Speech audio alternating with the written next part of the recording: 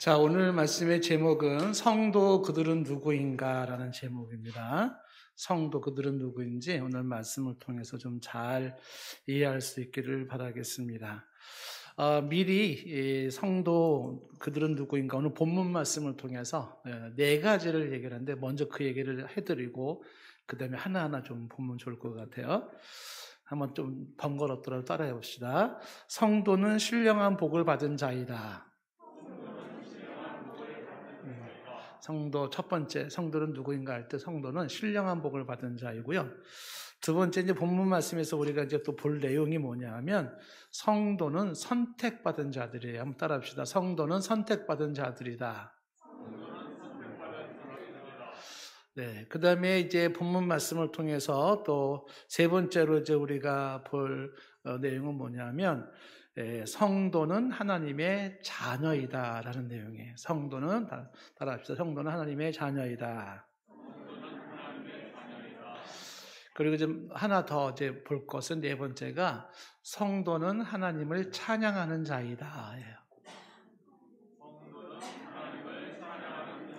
자, 요 네 가지 내용인데 요 내용을 한번 우리가 성경 오늘 본문 말씀을 통해서 한번 정리를 좀 해보려고 합니다.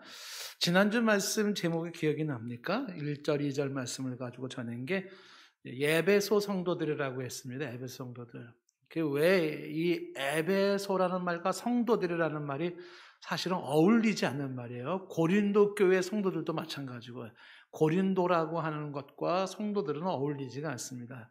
왜냐하면 고린도나 에베소라고 하는 그 지역이 반기독교 정서고 타락한 곳이어서 성도라는 말이 어울릴 수 없는 지역이 바로 고린도이기도 했고 에베소이기도 했습니다. 그래서 특히 그 아담의 신전이라고 하는 세계 7대 불가사의 중에 하나인 그 신전이 있어서 그걸 가지고 신전의 우상을 팔던 사람들, 그래서 복음을 전할 때 서울시로 말한다면 시 전체가 뒤집어져 버렸어요.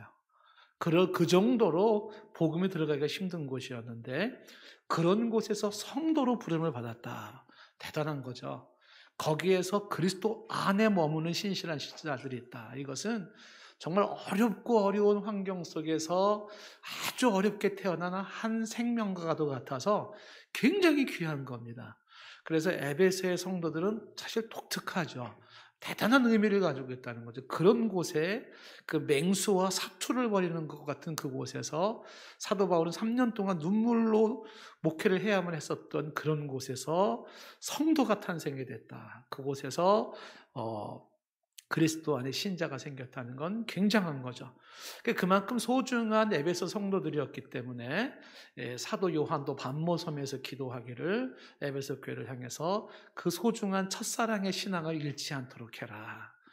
그 신앙을 잃지 않도록 하라. 특별히 강조했고 사도 바울도 로마의 감옥 안에서 본인도 힘들어 죽겠지만 에베소 성도에게 에베소서를 쓰면서 너희들의 신앙이 뭔지 왜 이 신앙 안에 굳건히 서야 되는지 이거를 또 쓰면서 그 에베소에 있는 성도들의 소중한 신앙이 잘 보존되기를 원하고 있는 것을 봤습니다. 그 에베소 성도들을 향한 그 사도 요한이라든지 사도 바울의 이런 마음은 하나님의 아버지의 마음이고 여기서 우리가 확대해서 볼 수 있는 건 뭐냐면 이 에베소서에서 에베소에 있는 성도들은 곧 그 옛날 2000년 전에 터키 땅에 에베소에 있는 성도들이 국한된 얘기가 아니라는 거죠.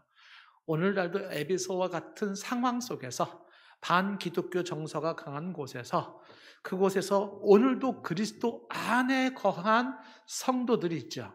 그런 사람들 전 세계에 흩어져 있는 우리를 포함해서 그 모든 성도들을 향한 아버지 하나님의 마음이 그 성도가 되기까지 믿음은 소중한 건데 그 믿음 잘 지켜야 된다. 첫사랑 잃지 않도록 해라. 그리고 이 믿음 끝까지 주님 앞에 갈 때까지 지켜라라고 하는 것이 바로 하나님 아버지가 우리를 향한 여러분을 향한 바로 또 마음이기도 한 겁니다. 연장선상에서 성도 대체 그들이 누구냐 하는 걸 우리가 한번 봅니다. 여기 계신 여러분들은 성도 맞습니까? 자신이 성도라고 믿는 사람만 아멘 해보세요.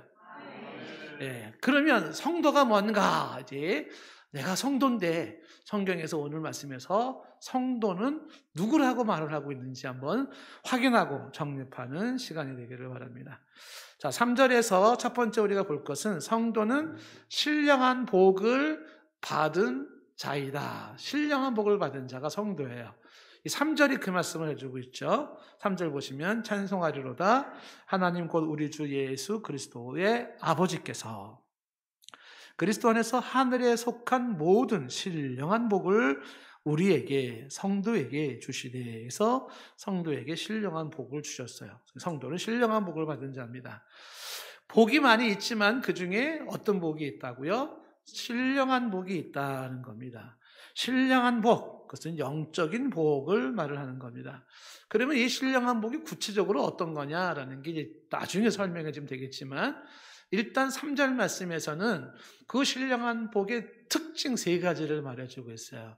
이 3가지 특징이 이 신령한 복의 모습이다. 내용은 이제 나중에 말하겠지만 첫 번째 특징이 뭐냐면 그 신령한 복은 하나님이 주신 복이다. 이렇게 말하고 있어요.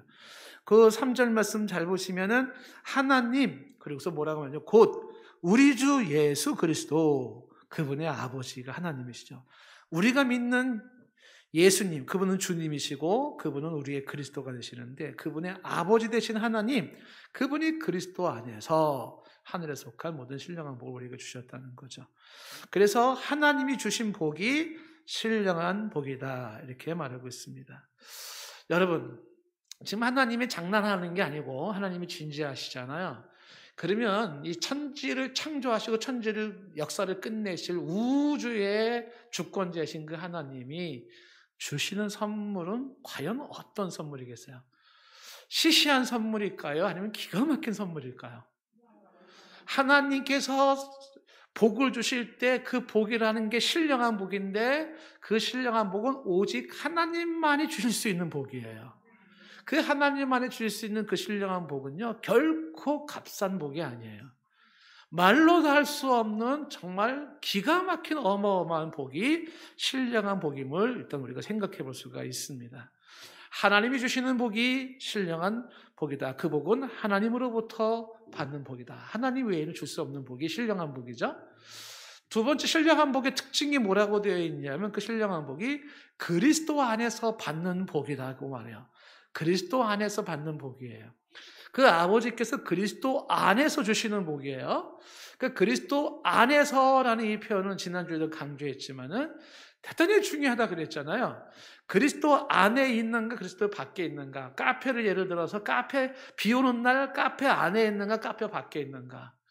아주 추운 날 카페 안에 있는가, 카페 밖에 있는가에 따라서 안에 있는 사람들이 누리는 편안하고 안락함, 혹은 밖에 있는 사람들이 그 비바람에 젖는 그 불편함처럼 그리스도 안에 있는 자와 그리스도의 밖에 있는 자는 하늘과 땅 차이예요. 그 그리스도 안팎이라고 하는 단순한 단어 같지만 그 단어 속에서 그리스도 안에 거한 자와 밖에 거하는 자는 너무 달라요. 그래서 이 신령한 복이라는 것은 그리스도 안에서 받는 복이고 그리스도 밖에서는 받을 수가 없는 복입니다. 그리스도와 상관이 없이는 받을 수가 없습니다. 이 그리스도 안에서라는 표현이 너무너무 중요한 표현이기 때문에 이 사도 바울은 성경에서 하나님이 의도적으로 이 그리스도 안에라는 표현을 계속 쓰는 거예요. 계속 쓰는 거예요. 이 1장에서만 보면은요, 지금 3절에서만 나온 게 아니라 4절에도 가면 4절에 거기 보면은 곧 창세전에 그리스도 안에서라는 말이 또 나오죠. 그리스도 안에서 우리를 택했다. 이렇게 나와요. 5절에도 가보면은 중간에 보면은 예수 그리스도로 말미암아 아들 되겠다 그랬는데 그 그리스도로 말미암아 아들이 되는 거예요. 그리고 또한 6절 말씀에도 가면 그가 사랑하는 자 안에서, 그가 사랑하는 자가 그리스도인데 그리스도 안에서 우리에게 거저주신 은혜였다. 7절 말씀에도 가면은 그리스도 안에서 은혜의 풍성함을 따라 죄사함을 받은 거다. 그리스도 안에서 죄사함이 이루어졌다. 9절로 넘어가면은 9절, 8절 건너서 9절에 가면은 거기도 끝부분에 가면 그리스도 안에서 때가 찬 경륜을 위하여, 그리스도 안에서 때가 찬 거죠. 그리고 10절 말씀에도 보면은 중간에 그리스도 안에서 통일되게 하려 함이라. 그리스도 안에서. 11절에도 보면은 끝부분에 그 안에서 기업이 된다. 그 안에서 기업이 된다. 무슨 얘기를 하고 있는 거냐면 이 절대 명제죠. 그리스도 안이어야 돼요. 그리스도 밖에서는 안 됩니다. 그러니까 그리스도를 떠나서는 누릴 수가 없는 신령한 복. 오직 그리스도 안에 들어와야지만이 받는 누릴 수 있는 신령한 복입니다. 그리스도와 상관없이는 결코 누릴 수가 없는 신령한 복이고 그리스도와 상관이 있을 때만 받게 되는 복이 신령한 복이에요. 성도는 신령한 복을 받는 사람인데 그 신령한 복은 오직 하나님만이 주실 수 있는 복이고 오직 그리스도 안에서만 받는 복이에요.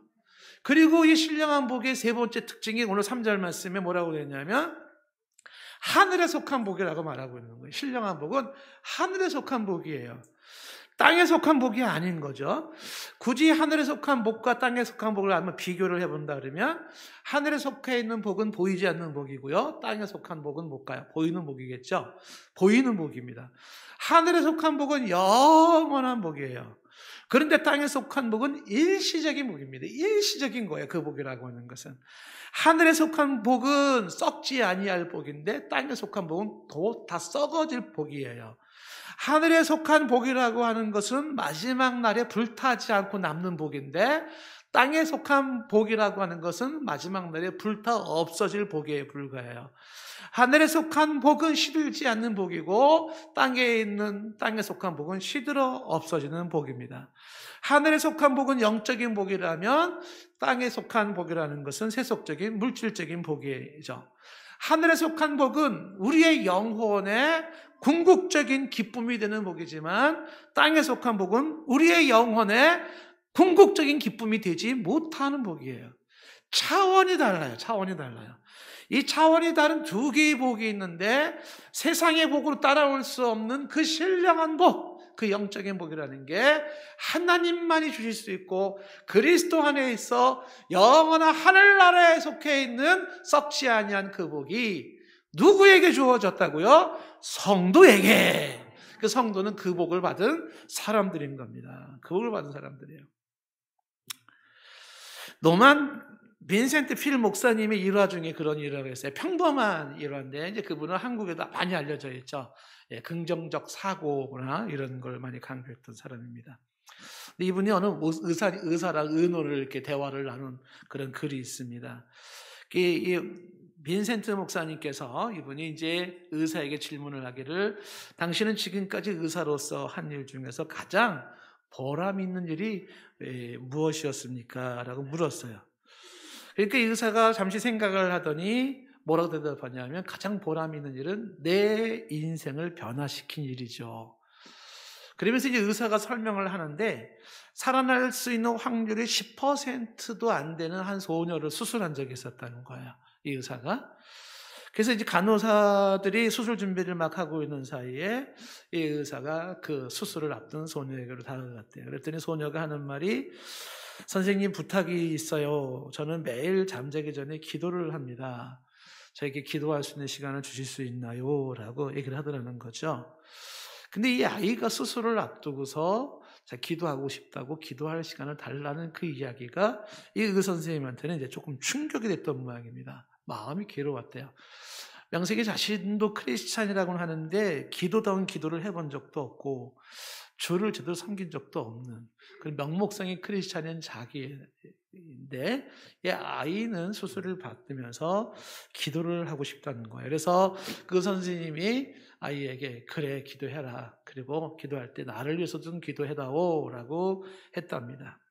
그래서 소녀가 기도를 한 거예요. 사랑에 많으신 예수님 내 기도를 들어주세요. 오늘 당신의 이 어린 양을 지켜주세요 라고 먼저 기도 쭉 하고 이어서 예수님 그리고 그 선생님도 축복해 주세요 라고 기도를 하면서 이 아이가 그 선생님은 고통스러워하고 있어요 라고 하면서 기도를 하는 거예요. 그러니까 이 아이는 뭐 때문에 이런 기도를 했는지 그 선생님이 굉장히 좀 고통이 컸었던 것 같아요. 근데 그 아이의 기도를 들으면서 그 선생님이 이분이 눈물이 왈칵하고 이제 복받쳐 오르는 거예요. 그래서 이제 간호사들이 그때 이제 막 들어오는 중에 등을 돌리고서 그리고서 눈물을 닦으면서 자기 생애에 정말 그렇게 진지한 기도를 처음 해봤다는 거예요. 하나님 앞에 의사 선생님이 기도하기를 뭐라고 기도를 했냐면, 하나님 저를 용서해 주십시오. 나를 용서해 주십시오. 하는 기도를, 간절한 기도를 드렸다는 거예요. 그리고 이 소녀의 목숨을 구해 주십시오라는 이제 기도를 드렸다는 겁니다. 의사 선생님이 하는 말이, 이 소녀는 수술을 잘 받고 건강이 회복됐답니다. 그리고 그 소녀로 인해서 자신의 영혼이 수술을 받고 자신의 영혼이 구원받았다는 거예요. 이 이야기를 이제 그 빈센트 목사님이 이야기를 하는 겁니다. 이런 얘기를 만약에 들으면 일반인들은 그게 뭐 어째서, 그게 뭐 대단하다고 이렇게 넘길 사람들도 있습니다. 그런데 이 의사 선생님은 왜 자기의 인생에 가장 보람 있는 일을, 왜 내 영혼이 구원받은 것을 이야기했을까요? 일반인들은 그까짓 게 뭐 어때서라고 말하는데, 그런데 실제로 구원에 이른 그 사람에게 있어서는 다른 것은 비교할 수가 없는, 결코 견줄 수 없는 자기 안에 이 대단한 특별한 변화, 이것이 인생의 최고라고 고백을 하는 거예요. 사람들이 복을 이야기할 때 뭐 장사가 잘 되는 복을 이야기할 수도 있고, 뭐 합격된 것을 복이라고 얘기할 수도 있고, 취직된 것을 복이라고 할 수도 있고, 뭐 진급한 거, 뭐 여러 가지 복을 말할 수 있을 겁니다. 근데 그런 복은 이방인들에게도 누릴 수 있는 복들이에요. 그런데 이런 복들과는 차원이 다른 또 하나의 복이 있어요.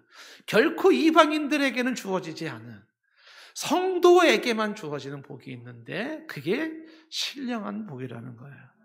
이 신령한 복, 그 신령한 복은 세상에 그 누구에게서도 발 수 없고 그 누구도 줄 수 없는, 오직 하나님만 해주시고 그리스도 안에서만 누릴 수 있는 하늘에 속한 복이 있는데, 이거를 아는 사람들은 그 가치와 의미가 대단하다라고 하는 것입니다. 그래서 그 복을 받은 자가 결국 누구냐? 성도라는 거예요. 이름뿐인 크리스찬이나 교회 나오는 성도, 어떤 신자, 교회 나오는 처치 멤버, 회원들의 개념이 아니라, 그게 중요한 게 아니라 정말 하나님 앞에서 성도라고 부름을 받은 자, 내가 그리스도가 나의 주가 되어 있고 내가 그리스도 안에 거해서 그리스도와 나와는 개인적인 인격적인 관계 형성이 되어 있는 그러한 자들, 그 예수가 내 인생의 삶의 절대적인 필요한 분이고 그분이 나를 죄의 사망에서 구원해 주신 분이 된 이러한 성도들에게 하나님이 주신, 그리고 그리스도 안에서 누리는 하늘에 속한 복이 있는데, 신령한 복이에요. 그 신령한 복은 성도들에게 주어진 복이에요. 성도, 그들은 누구인가? 첫 번째 얘기를 하고 있어요. 성도는 누구예요? 신령한 복을 받은 자들입니다. 아멘. 저와 여러분들 성도일진데 하나님 아버지께서 주시는 그리스도 안에서 하늘에 속한 신령한 복을 받은 자인 줄로 믿습니다. 성도, 그들은 누구인가? 두 번째는요, 성도는 하나님께 선택받은 자입니다. 선택받은 자라는 거죠. 선택받은 자. 자, 오늘 4절 말씀에서 말하고 있는데요, 창세전에 그리스도 안에서 우리를 택하사, 이렇게 말하고 있어요. 이 우리를 택해 하셨다라는 이야기를 말씀하고 있어요. 자, 여기서 창세전에 그리스도 안에서 우리를 택하셨습니다. 질문 던지겠습니다. 누가 누구를 선택했습니까? 하나님이 우리를 선택한 거예요. 하나님이 나를 선택한 거예요. 내가 하나님을 선택한 게 아니에요. 우리가 하나님을 선택한 게 아니라 하나님이 창세전에 우리를 선택하셨다라고 얘기를 하는 거예요. 많은 사람들이 지구상에 있지 않습니까? 근데 그 중에 많은 사람들이, 어떤 사람은 예수 그리스도의 복음을 못 들은 사람들도 있어요. 그런데 복음을 들은 사람들 중에서 어떤 사람은 반응이 뭐냐면, 그 그리스도의 그 예수의 복음을 들으면서 그 진리를 받아들이지 않는 사람도 있어요. 그 예수님 이야기, 이 복음 얘기를 하면 그걸 받아들이지 않는 사람도 있어요. 또 어떤 사람은 그거를 처음에는 받아들여요. 그런데 거기에 그 믿음을 계속 지키지를 못하는 사람이 있어요. 그런데 어떤 사람은 이 복음을 들을 수 있는 찬스도 있었고, 복음을 들을 때 그것을 받아들이고 그 받아들인 복음을 끝까지 지켜나가는 사람이 있어요. 차이가 뭘까? 오늘도 이 복음을 들을 수 있는 사람, 그리고 이 복음을 듣고 그것을 내 마음속에 받아들인 사람, 그리고 그리스도의 이 복음을 내가 오늘도 붙잡고 있는 그 사람은 창세전에 하나님이 선택된 사람인 줄로 믿어요. 내가 그분을 선택한 게 아니라 그분이 나를 선택하셨고, 그분이 내 마음의 문을 열게 하셨고, 그분이 나에게 이 복음을 듣게 하시며 나로 그 예수를 나의 주로 영접하게 하셨어요. 하나님께서 선택하시고 하나님께서 하신 그게 바로 성도예요. 성도는 하나님이 선택한 자들이라. 흥미로운 게 뭐냐면 그 선택이 언제 이루어졌다고 말합니까? 창세전이 뭐야? 아담과 하와가 살기 이전에, 천지 창조하기 이전에 선택하셨다는 거예요. 말도 안 돼. 그게 무슨 말이나 되냐. 과연 천지가 창조되기 이전에, 시간이라는 개념이 있기 이전에, 우주의 빅뱅 이론이라고 해도 괜찮아요. 그 이전에, 영원 전에 하나님은 나를 선택하셨다. 성경이 그걸 얘기하고 있다는 점이에요. 그러면 지금 이게 에베소서 1장만 얘기하는 거냐? 성경 다른 데도 이런 걸 얘기하고 있냐라고 할 때 확인해 볼까요? 시편은 139편 16절 말씀에 다윗이 고백하죠. 내 형질이 이루어지기 전에, 나라는 이 몸이, 눈, 코, 입이 만들어지기 전에 주의 눈이 보셨어요. 나를 보셨다는 거예요. 그리고 나를 위한 정한 날이 하루도 되기 전에, 응애응애 갓난아기로 태어나기도 전에 주의 책에 다 기록되었나이다. 하나님의 영감을 받은 그런 계시로서 다윗이 기록하는 거죠. 하나님, 내가 형질이 이루기 전에 하나님은 저를 이미 보셨죠. 그리고 내 날이 하루도 되기 전에 어떻게 했어요? 나에 대한 것을 다 기록해 놓으셨나이다 라고 이야기를 하고 있는 거죠. 여기에서 의문점들을 많이 가질 수 있을지 모르겠지만 먼저 포커스를 딱 잡고 가야 될 게 뭐냐 하면, 형질이 이루어지기 전에, 하루도 되기 전에 하나님은 보셨고 하나님이 기록했다는 이 부분을 먼저 분명히 짚고 가는 게 중요해요. 초점을 흐리시면 안 되는 거죠. 하나님이 책에 다 기록해 놓으셨다는 거예요. 2020년 11월 29일 날 2부 예배 때 현장 예배 드릴 사람과 영상 예배 드릴 사람들을 창세기 전에 하나님의 책에 기록해 놓았다. 놀랍지 않아요? 오늘 여러분이 참석하신 예배가 우연이라고 생각하십니까? 하나님이 기록해 놓았다는 거예요. 2부 예배 그때에 2020년 11월 29일 그때의 성가대가 누가 쓸지도 하나님은 딱 해놓은 거예요. 조정숙 딱 써놓은 거예요. 이렇게. 기가 막힌 겁니다. 이게 우연이 되는 게 아니라는 거예요. 다윗만 그렇게 말하지 않죠. 이사야 선지자도 말하기를, 이사야 선지자는 이사야 49장 1절에 이렇게 말한 거죠. 섬들아 내게 들으라 말하면서 거기 중간에 뭐라고 되어 있어요? 태에서부터 나를 부르시고, 태에서 나를 부르신 하나님이에요. 내 어머니 복중에서부터 내 이름을 기억하셨대요. 어머니 복중에서부터 내 이름을 기억했다는 건 나의 실체를 기억하셨다는 거예요. 그러니까 내가 엄마 아빠가 만나서 결혼하기 전부터 하나님은 나를 알고 계셨는데 내 이름을 기억했다는 건 나를 알고 계셨다는 거예요. 언제부터? 천지를 창조하기 이전부터요.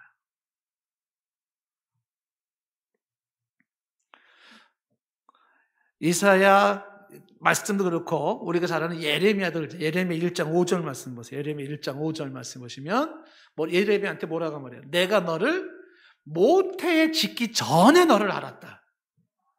내가 배에서 나오기 전에 나는 너를 성별했다. 내가 너를 여러 나라의 선지자로 이미 세웠다라고 말을 하는 거죠.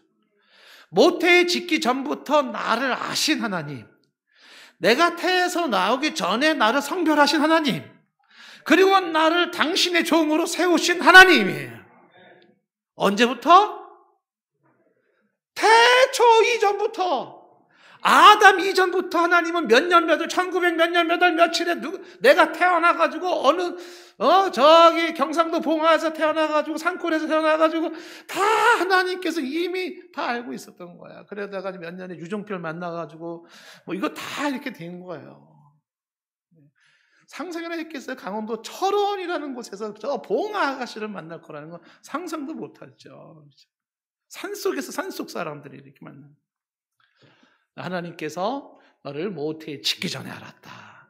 배에서 나오기 전부터 알았고 어떻게 너를 이미 종으로 세웠다라고 얘기를 하는 것이죠. 성도는 누구냐면 하나님께 선택받은 자예요. 여러분들이 성도로 부름받은 걸 기뻐하셔야 돼요. 왜? 선택받은 자이기 때문에 그러는 거예요. 사도 바울은 갈라디아서 1장 15절에 말하죠. 그러나 내 어머니의 태로부터 나를 택정하시고, 어머니 태부터 해서 나를 택정했대요. 그 은혜로 나를 부르셨다. 이렇게 말하는 거죠. 로마서 9장 11절에 이렇게 말해요. 그 자식들이 아직 나지도 아니하고 무슨 선이나 악을 행하지도 아니한 때에 택하심을 따라 되는 하나님의 뜻, 택하심을 따라 되는 하나님의 뜻이 행위로 말미암지 않고 오직 부르시는 이로 말미암아 서게 됐다는 거예요. 태어나지도 않았고 아직 선도 악도 행하지 않은 상태에서 하나님은 택하심을 따라 그 부르심, 그 택하심을 따라 하나님의 뜻이 이루어지게 하셨다라는 거죠. 저와 여러분들이 어떤 행동을 하기도 전에 하나님 앞에 예쁜 짓을 했든 미운 짓을 했든 그 이전에 이미 하나님은 성도로 여러분들을 선택하신 겁니다. 언제 했다고요? 창세전에 이미 하셨다. 내가 예수를 알고 믿게 된 건 우연이 아니에요. 어쩌다 된 사건이 아닙니다. 하나님이 영원 전부터 계신 그의 계획이, 그 뜻이 이루어진 겁니다. 근데 이 나를 선택하신 것이 어떻게 됐냐면 지금 그리스도 안에서, 4절에 그리스도 안에서 됐다 그랬잖아요. 그러니까 창세 전에 누가 계셨냐면 그리스도가 계셨어요. 그리스도는 창세 전부터 계셨고 그 그리스도 안에서 성부, 성자, 성령 하나님께서, 영원하신 하나님께서 그렇게 저와 여러분을 선택하신 것입니다. 자, 그러면 이렇게 질문을 던져요. 하나님, 왜 선택하셨어요? 저를 선택한 이유가 뭐예요? 이유가 분명하죠. 오늘 4절 말씀에 뭐라고 되어 있어요? 우리를 택하사 우리로 사랑 안에서 그 앞에 거룩하고 흠이 없게 하시려고. 이게 첫 번째 부르심, 선택하신 목적이에요. 거룩하게 하시려고. 이게 하나님의 선택하신 목적입니다. 이 내용이 이따가 우리가 찬양을 해야 할 자라고 하는 내용에서 좀 더 설명을 하겠지만은 선택한 목적을 얘기하는 게 뭐냐면 거룩하고 흠이 없게 하시려는 거예요. 기억하십시오. 하나님이 선택한 사람에 대한 하나님의 기대가 있어요. 그 기대가 뭘까요? 거룩하고 흠이 없는 걸 기대하는 거죠. 성도라고 하는 저와 여러분을 향한 하나님의 기대가 있습니다. 무슨 기도가 있어요? 거룩하고 흠이 없는 자가 되기를 기대하시는 거죠. 성도인 저와 여러분을 향해서 하나님이 지금도 일하고 계시는 게 있어요. 무슨 일을 하고 계실까요? 거룩하고 흠이 없는 사람을 만들어 가시는 거죠. 이미 그리스도 안에서 보장된 거룩함을 가지고 있지만 그걸 근거로 해서 오늘도 우리로 하여금 쌓아가는 게 뭐예요? 거룩한 사람을 만들어가는 거죠. 하나님의 택하심은 우리를 방종으로 이끌지 않고 거룩함으로 이끕니다. 이걸 거꾸로 얘기하면 이렇게 말할 수가 있어요. 만약에 누군가가 한번 아주 쉽게 단도직입적으로 이렇게 한번 예를 한번 들어보세요. 뭐 하나님이 선택했다고? 그럼 그냥 막 살아도 되겠네. 이제부터는 뭐 엉망진창으로 살아도 괜찮겠나? 택했으니까, 영혼으로 선택했으니까, 그러니까 막 죄 짓고 뭐 때가 되면 하나님 부르실 것이고, 좋다 이제 나는 이제 막 살겠다. 이렇게 말하는 사람은 선택된 사람이 아닐 확률이 높아요. 왜요? 선택된 사람은 거룩하고 흠이 없는 삶을 살고자 하는 그 추구와 그 거룩한 고뇌와 그 거룩한 추구가 있기 때문에 그래요. 하나님의 택한 자들 마음속에는 거룩을 추구하게 되어 있지 방종을 추구하게 되어 있지 않다라는 것이에요. 제가 간단한 예를 들었지만요, 이거를 아주 학문적으로 고전적으로 입증한 사람이 막스 베버예요. 그 막스 베버가 프로테스탄트 윤리와 자본주의 정신이라는 책에서 강조하는 이거. 막스 베버도 놀랬습니다. 이걸 발견하고서. 이거는 오늘날의 크리스찬이 아닌 사람들도 이 책을 읽죠. 서울대학교 추천 도서 중에 하나가 이 책이에요. 프로테스탄트 윤리와 자본주의 정신입니다. 필독서를 읽어야 되는 책이. 근데 이 책에서 막스 베버가 발견한 게 뭐냐면 자본주의의 문제가 있어요. 자본주의 문제는 뭐냐면 부자는 자꾸 부자가 되고 가난한 사람은 자꾸 가난해지는 거예요. 빈부의 격차가 너무 심해요. 그러한 모순을 타도하기 위해서 바꾸기 위해서 일어나는 움직임이 뭐예요? 공산주의예요. 막스 레닌에 의해서.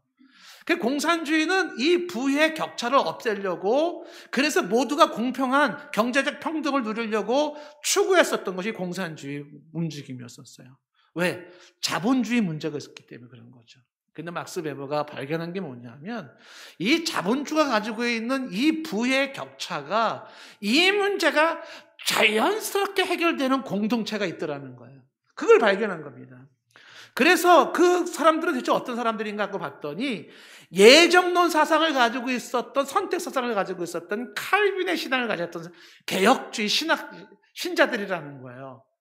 그래서 왜 이 사람들은 예정론이라고 하는 선택설을 가지고 있는 사람이 어떻게 이 사람들은 그렇게 자본주의의 문제점을 그렇게 자발적으로 해결할 수 있었는가를 그걸 심층적으로 리서치를 한 거예요. 막스 베버가 했더니 거기에 사람들이 이 신앙이 제대로 서 있는 사람들, 하나님이 우리를 선택했다라는 신앙을 가지고 있는 사람들의 삶을 들여다보니까 그 사람들이 만나면 제가 조금 이렇게 쉽게 풀어서 설명을 하겠습니다. 이런 대화를 나누는 거예요.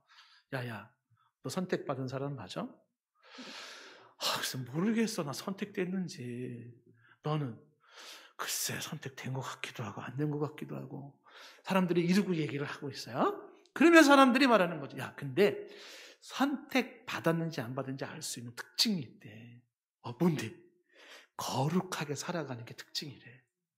정말? 그랬구나. 그래서 자신이 선택받은 사람이라는 것을 확인하는 작업이 뭐냐면 거룩한 삶을 추구해 나가는 거예요. 그 거룩한 삶이 부지런한 삶이고, 그 거룩한 삶이 정직한 삶이고, 그 거룩한 삶이 최선을 다하는 삶이에요. 그래서 선택받은 사람다운 그 삶을 살기 위해서 이 사람들은 부지런하게 살았고 정직하게 살았고 최선을 다하며 살았더니 돈이 생기더라는 거예요. 돈이 몰려오기 시작해. 땅이 넓어지고 농사가 잘 되고 그리고 부자가 되더라는 거예요. 그때 이 선택 사상을 가지고 있는 이 사람들은 고민에 빠지는 거예요. 왜 고민에 빠져요? 돈이 생기니까 고민에 빠진 거예요. 왜? 돈이 점점 늘어나고 농사가 너무너무 잘 되고 막 창고에 쌀이 쌓이고 막 이러니까 고민이 생기는 게 이 돈 때문에 죄 질까 봐, 이 죄 때문에 거룩함이 깨질까 봐, 이 많은 재산 때문에 하나님의 택한 자로서의 그 거룩함이 흠이 될까 봐 고민에 빠지면서 어떡하지? 그래서 선택한 게 뭐냐면 자발적으로 나누어지기 시작한 거예요. 자발적으로. 나보다 못한 사람이 있을 때 그 사람에게 나눠주는 거야, 자발적으로. 공산주의에서는 분부의 격차를 정부가 강제적인 힘에 의해서 가진 자권을 뺏어서 모두가 평등하게 나눠주려고 하는 물리적이고 정치적인 강력한 힘에 의한 분배였는데, 그래서 자본주의 문제를 해결하려고 했는데 이 선택사상을 가지고 있는 크리스찬들은, 그 사람들은 어떻게 했더라? 자발적으로 자기가 가지고 있는 것을 나눠서 모두가 평등하게 잘 사는 나라를 만들더라는 거예요. 그래서 막스 베버의 결론이 뭐냐면 이 내용을 말하고 있는 거예요. 자본주의의 문제를 고칠 수 있는 건 자본주의 정신, 스피릿입니다. 그 자본주의가 가져야 될 스피릿이 뭐냐면 프로테스탄트 윤리가 그 스피릿이에요. 이 프로테스탄트 윤리가 있으면 자본주의는 자본주의 문제를 해결한 건강한 아주 좋은 이상적인 문제가 나온다는 거예요. 왜? 공산주의 이론 가지고는 경제 발전이 이루어질 수 없다는 건 입증이 됐기 때문에 자본주의 문제를 보충할 수 있는 방법으로서 이야기하는 부분이 바로 이 케이스를 말하는 거예요. 이들이 가지고 있었던 거 바로 선택사상이에요. 이 선택사상이 만들어낸 게 뭐냐면 오히려 삶을 방종으로 만든 게 아니라, 죄 짓는 삶으로 만든 게 아니라 오히려 그들을 더 거룩하게 만들었고 사회를 더 건강하게 만들고 아름답게 했다는 것이에요. 하나님께서 왜 선택을 하셨다고요? 거룩하게 하시려고. 선택받은 성도를 향한 하나님의 기대가 뭐라고요? 거룩하게 살라고. 선택받은 하나님의 성도들을 향해 하나님이 지금도 일하고 계시는데 무슨 일을 하고 있어요? 거룩한 사람 만들어가는 거예요. 인생의 고난을 통해서 겸손을 가르치시고 이만저만한 어렵고 힘든 일을 통해서 진실이 무엇인지를 가르치시면서 하나님은 거룩을 만들어 가시는 것입니다. 성도, 그들은 누구인가? 첫 번째는 신령한 복을 받은 자라. 두 번째는 선택받은 자, 하나님께 선택받은 자라. 세 번째는 이 선택의 결과이기도 한데 세 번째는 성도는 하나님의 자녀들이에요. 성도는 누구라고요? 하나님의 자녀들입니다. 5절 말씀이에요. 그 기쁘신 뜻대로 우리를 예정하사, 그 기쁘신 뜻대로라는 게 선택의 원리, 예정의 원리입니다. 하나님이 기쁘신 뜻대로요. 하나님의 주권이에요. 사람이 기쁜 뜻대로가 아니고 사람과 상의해서 될 문제가 아니라 하나님 당신의 기뻐하신 뜻대로 우리를 예정하사, 예정과 선택을 굳이 설명하지는 않겠지만 예정 안에 선택이 들어있어요. 그런데 그것이 바로 예수 그리스도로 말미암아 자기 아들들이 되게 하신 거죠.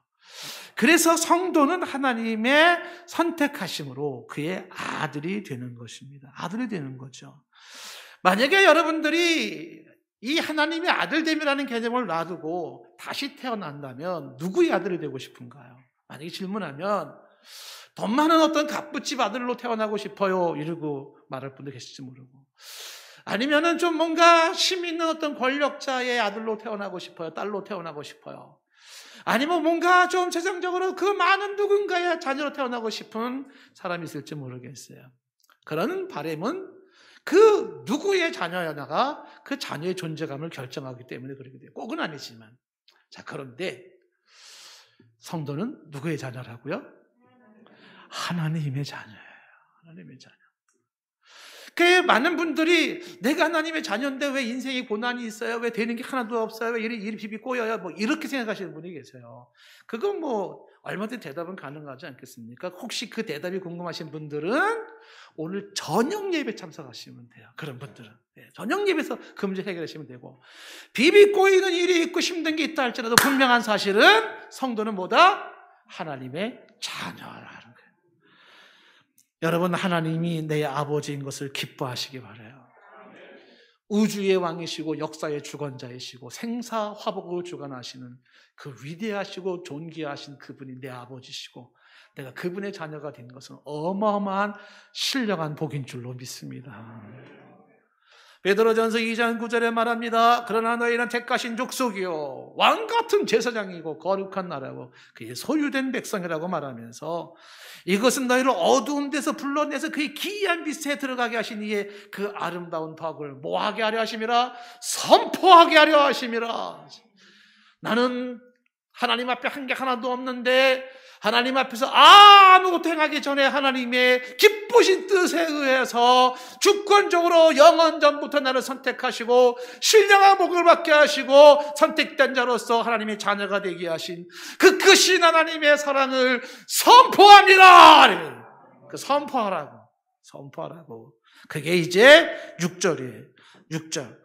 이 6절에서 성도의 네 번째 특징을 말하는 거야. 성도는 하나님을 찬양하는 자예요. 하나님을 찬양하는 자. 한번 따라 합시다. 성도는 하나님을 찬양하는 자이다. 네, 이렇게 이제 설교가 이렇게 막 하나, 둘, 셋, 넷 늘어나면 이제 머리가 헷갈려지기 시작해요. 그래서 교회 문 나갈 때는, 몰라 뭔 얘기했는지 하여튼 뭐 막 얘기했긴 했어. 뭐 이렇게 가기가 쉬워요. 그래서 자꾸 또 확인을 해야 되는 거예요. 성도는 신령한 복을 받은 자다. 성도는 선택받은 자이다. 성도는 하나님의 자녀이다. 그리고 지금 네 번째 뭐예요? 성도는 하나님을 찬양하는 자예요. 성도는 하나님을 찬양하는 자. 자, 6절 말씀에 이는 그가 사랑하는 자 안에서 우리에게 거저 주신 바 그 은혜의 영광을 찬송하게 하려는 것이라. 아까 선택의 목적 중에 하나가 거룩하게 하긴 거라 그랬잖아요. 그 거룩한 삶으로 하나님을 찬양하죠. 결국은 거룩하고 흠이 없고 거룩하게 하시려는 의도와 지금 6절에서 하나님을 찬송하게 하려 함이라는 것은 사실 분리되는 말은 아니에요. 중요한 것은 궁극적으로 우리의 인생을 통해서 하나님을 찬양하는 겁니다. 그래서 성도로 하나님은 부르신 거예요. 성도는 뭐 하는 사람? 하나님을 찬양하는 사람, 하나님께 예배하는 사람들인 것이에요. 저와 여러분들은 이미 하나님의 신령한 복을 받고 선택받고 자녀가 된 자로서 이것이 은혜로 되어진 것일진데 찬양할 이유가 있어요. 하나님 앞에 감사할 이유가 있고 하나님 앞에 예배할 이유가 이미 있는 겁니다. 그 복을 받았기 때문에 세상의 것과 비교할 수 없는 영원한 그 신령한 복을 받은 자들이기에 오늘도 우리는 찬양할 이유가 있는 거예요. 감사할 이유, 예배할 이유를 가지고 살아가는 사람입니다. 그래서 이 찬양하기 위한 게 목적이다라고 이야기를 하는 거예요. 에베소 1장 3절 말씀에서도 찬송하리로다 이렇게 시작됐잖아요. 왜 찬송해? 이 신령한 복을 받았기 때문에 12절 말씀에도 건너가면 12절에도 이는 우리가 그리스도 안에서 전부터 바라던 그의 영광의 찬송이 되게 하려 하심이라. 영광의 찬송이 되게 하려 하심이라. 저와 여러분의 인생이 하나님을 찬양하는 인생이 되기를 원합니다. 하나님께 영광과 찬송을 올리는 삶이 되기를 원합니다. 왜? 그것이 우리를 부르신 하나님의 의도의 목적인 거예요. 늘 찬송하면서 주께 더 가까이 가기를 원하나이다. 내 삶을 통해서 찬양이 훈련하게 하옵소서. 하나님 영광 받아 주시옵소서. 찬송하기 위해서, 예배드리기 위해서 그 성도가 존속하는 거죠. 성도는 하나님을 찬양하는 자. 이 찬양은 성도가 찬양할 수 있지. 성도가 찬양하지 않으면 누가 하나님을 찬양하겠어요? 저 안 믿는 자들이 하나님을 찬양하겠습니까? 저 불신자들이 사탄이 하나님을 찬양하겠습니까? 귀신이 하나님을 찬양하겠습니까? 아니죠. 지금도 영광과 찬송을 받기를 원하시는 하나님, 만복의 근원 되신 하나님, 그리고 온 천하 가운데 찬송을 받기를 원하시는 하나님은 성도를 통해서 찬송을 받기를 원하시고, 성도는 하나님을 찬송하는 자예요. 먹든지 마시든지 우리의 삶이 하나님을 찬송하며 높이며 하나님께 영광을 돌리는 것이 되기를 원합니다. 하나님을 높이며 찬양하는 내 인생, 하나님을 드러내며 하나님의 존귀하심과 그의 사랑과 그의 위엄과 그의 높으심과 광대하심을 선포하는 사람들, 그들이 성도예요.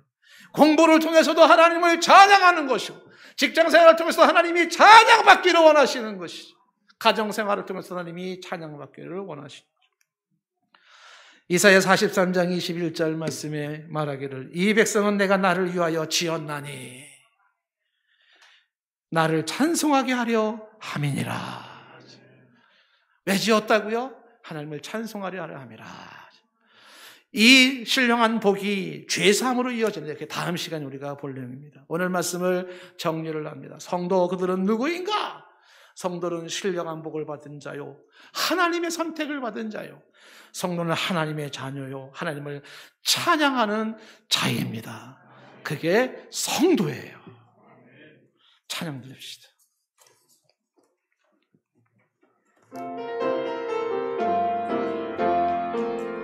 나 속 죄함을 받은 한없는 기쁨을 다 헤아릴 수 없어서 늘 찬송합니다.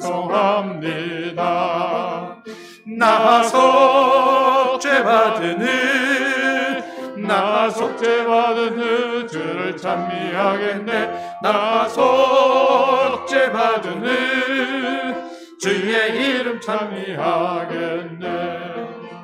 나 속 죄함을 받은 내 마음이 새로워 그 뜻을 준행하면서 죄질을 버리네. 나 속 죄받은 나 속 죄받은 주를 찬미하겠네. 나 속 죄받은 주의 이름 찬미하겠네. 나 속 죄함을 받은 성령이 오셔서 하나님 자녀 된 것을 곧 증언합니다. 나 속 죄받은 나 속 죄받은 주를 찬미하겠네. 나 속 죄받은 주의 이름 찬미하겠네. 나 속 죄함을 받은 보혈의 공로로 내 주의 은혜 입으니 내 평안합니다. 나 속죄받은 후 주를 찬미하겠네. 나 속죄받은 후 주의 이름 찬미하겠네.